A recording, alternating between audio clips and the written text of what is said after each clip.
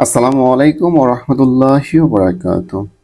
নিম্নের কোন ক্ষুদ্রতম সংখ্যাকে ৩, ৫, ৬ দ্বারা ভাগ করলে ভাগশেষ ১ হবে?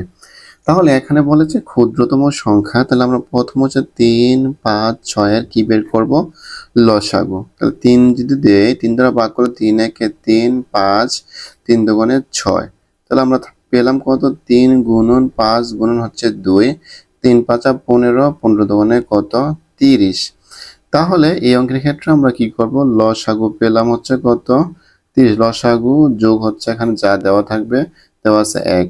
তো লসাগু হচ্ছে ৩০ আর যোগ হবে কত? ১। তাহলে কত আসছে আমাদের? ৩১। তাহলে আমরা অপশন গ পাচ্ছি ৩১ এবং এই ৩১ হচ্ছে এই কোশ্চেনের উত্তর। সুপ্রিয় শিক্ষার্থী ভাই বোনেরা, ক্লাস যদি ভালো লেগে থাকে অবশ্যই লাইক, কমেন্ট, শেয়ার করবেন। সাথে থাকার জন্য অসংখ্য ধন্যবাদ। আসসালামু আলাইকুম ওয়া রাহমাতুল্লাহি ওয়া বারাকাতুহু।